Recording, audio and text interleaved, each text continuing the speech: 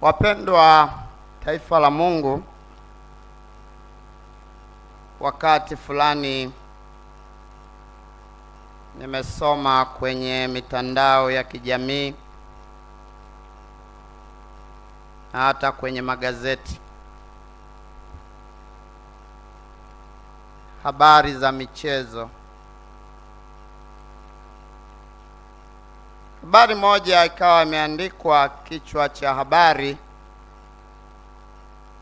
Wanayanga wamsahau Mayele.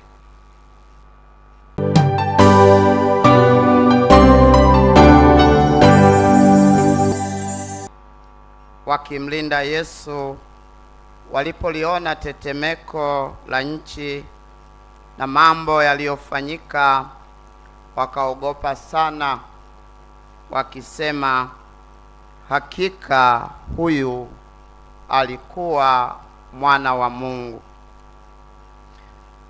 Wapendwa taifa la Mungu, wakati fulani nimesoma kwenye mitandao ya kijamii na hata kwenye magazeti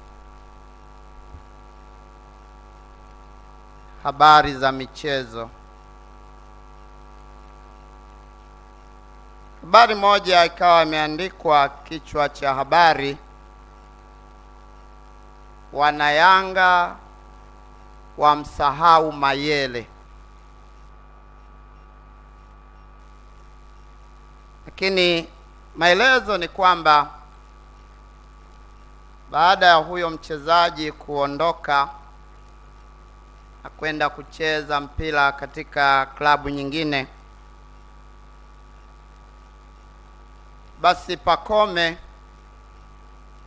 akaonekana kuwafuta machozi Wanayanga, na Mheshimiwa Kikwete anafurahi,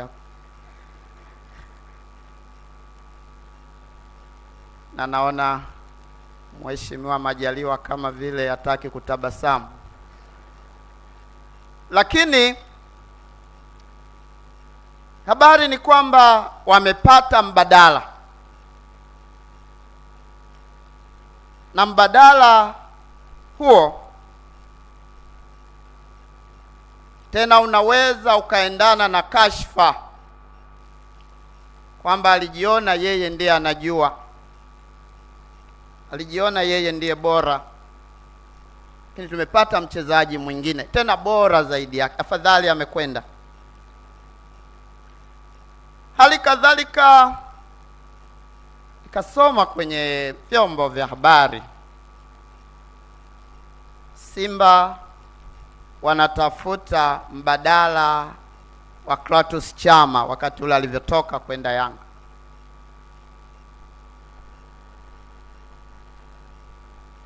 Mbadala.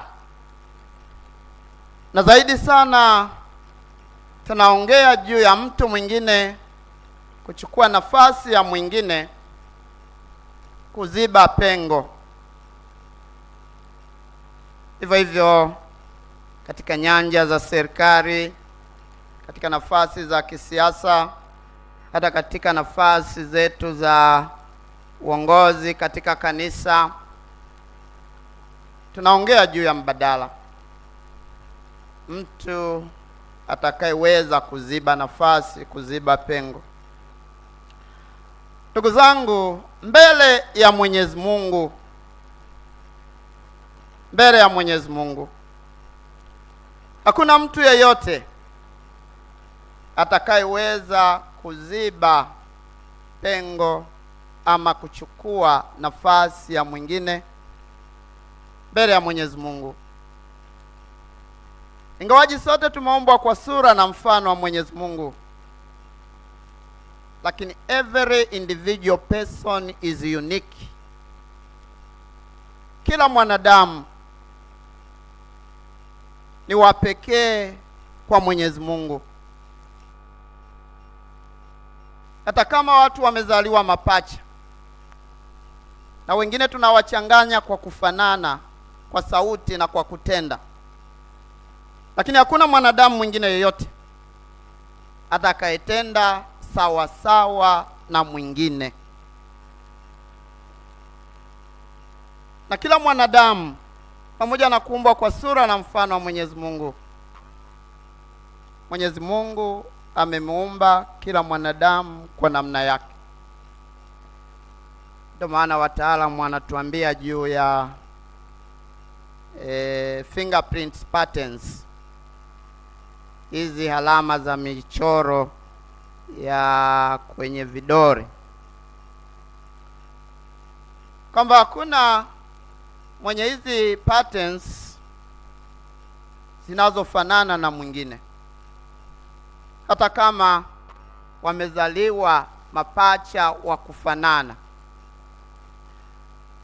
Na tunaambiwa probability ya kufanana hizi fingerprint patterns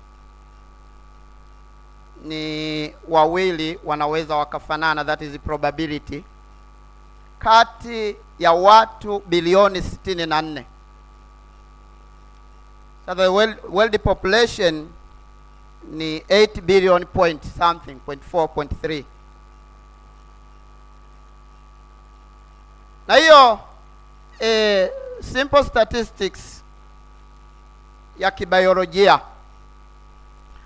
inatukumbusha kwamba kila mwanadamu ni wa pekee kwa Mwenyezi Mungu.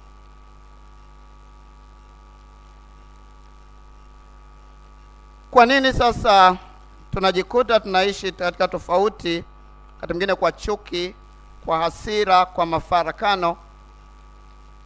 Ni kwa sababu hatukujaliwa kuelewa irrepressible value of human person in this world.